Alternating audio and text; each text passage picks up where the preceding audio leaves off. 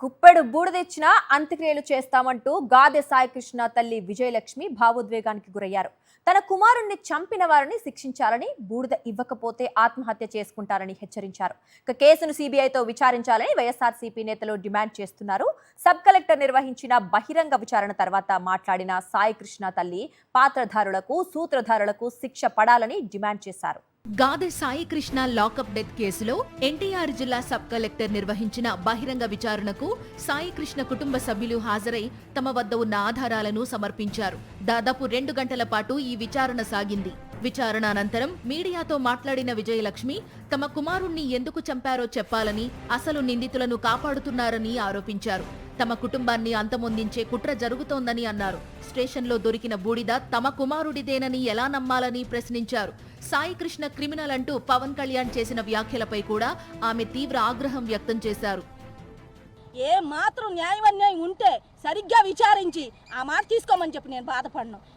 నీకు నా కొడుకు ఫ్యాన్సే, నీకులా నీ వెనకాల ఎవరు ఏనాడు తిరగలా నా కొడుకు.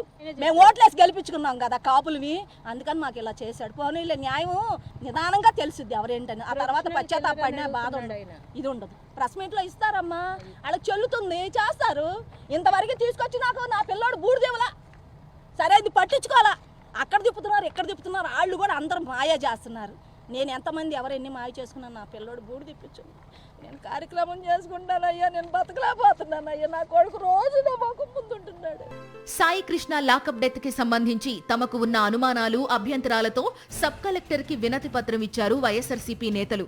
మరోవైపు సిట్, మెజిస్ట్రీరియల్ విచారణలు కంటితుడుపు చర్యలేనని వైఎస్ఆర్సీపీ నేతలు అంబటి రాంబాబు, మల్లాది విష్ణు, టీజేఆర్ సుధాకర్ బాబు విమర్శించారు.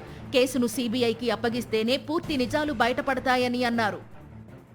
ఈ సిట్ విచారణ కానీ, ఈ మెజిస్ట్రియల్ ఎంక్వైరీకి సంబంధించినటువంటి అంశాలు కానీ రెండూ కూడా కంటితుడుపు చర్యలే. ఎందుకు తప్పుదారి పట్టించాలని, ప్రజల్ని మభ్యపెట్టాలని, ఏదో సరైన మార్గంలో ఈ లాకప్ డెత్ విషయం జరుగుతున్నదనుకుని ప్రజలు భావించాలని చెప్పనే ఒక ఉద్దేశంతో ప్రభుత్వము ఈ రకమైనటువంటి చర్యలు చేపడుతుంది. మా యొక్క ప్రధానమైనటువంటి డిమాండ్ ఈ లాకప్ డెత్ విషయంలో సిబిఐ ఎంక్వైరీకి వైఎస్ఆర్ కాంగ్రెస్ పార్టీ కట్టుబడి ఉన్నది అని చెప్తా ఉన్నాం. ఈ కేసులో పెద్ద తలకాయలను పక్కకు పెట్టి నాగరాజును ఇరికించే ప్రయత్నం జరుగుతోందని మరోసారి వైఎస్ఆర్సీపీ నేతలు ఆరోపణలు చేశారు. కృష్ణలంక పోలీస్ స్టేషన్లో దొరికాయని చెబుతున్న ఎముకలు, బూడిద వేరే ప్రదేశం నుండి తీసుకువచ్చి అక్కడ పెట్టారని వారు అనుమానం వ్యక్తం చేశారు. కేవలం నాగరాజును మాత్రమే బాధ్యుణ్ణి చేసి కేసు క్లోజ్ చేయాలనే ప్రయత్నం జరుగుతోందన్నారు. సాయికృష్ణ కుటుంబానికి న్యాయం జరిగే వరకు పోరాటం చేస్తామన్నారు. మరిన్ని అప్డేట్స్ కోసం ఛానల్ ను సబ్స్క్రైబ్ చేయండి. నోటిఫికేషన్స్ కోసం బెల్ ఐకాన్ పై క్లిక్ చేయండి.